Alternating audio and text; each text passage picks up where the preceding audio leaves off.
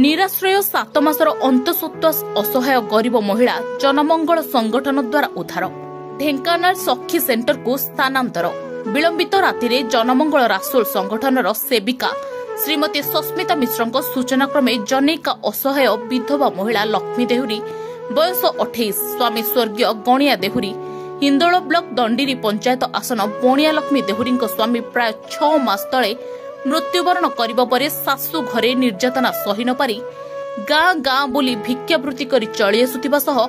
काहा बारंडारे कौनसी मंदिर परिसर में रात्रि जापन करती। निज रक्षण असंभाल हेउथिबा बेले पाखरे 3 वर्षर बालक सांगकू 7 मासर अंतसत्व सते जेमिति बेड़ी उपरे कोरडा माड़ भली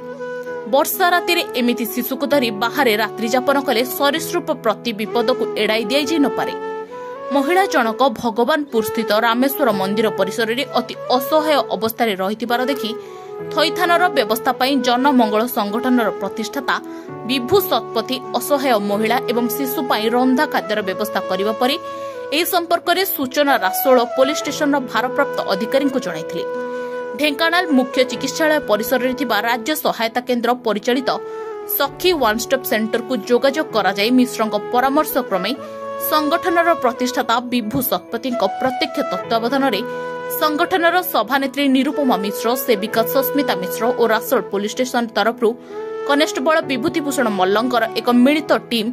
असहाय महिला को मंदिर परिसर उद्धार कर विभू शतपथी निज कार रे रात्र 2 घटिका समय ढेंकानाल स्थित सखी वन स्टॉप सेंटर को स्थानांतरित कर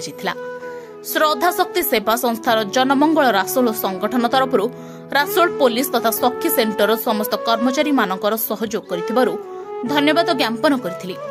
सूचना थाउ कि संगठन तरफ आंचलिक स्तर में मो गाँ मो सम्मान अभियान माध्यम अनेक जनमंगलकारी सेवा प्रदान कर बेले असहाय गरीबों सहायता तत्परता देखा जनमानस आदृत होगा संगे संगे अनेक बुद्धिजीवी तथा समाजसेवी सेवा कार्य साधुवाद प्रदान करने सहित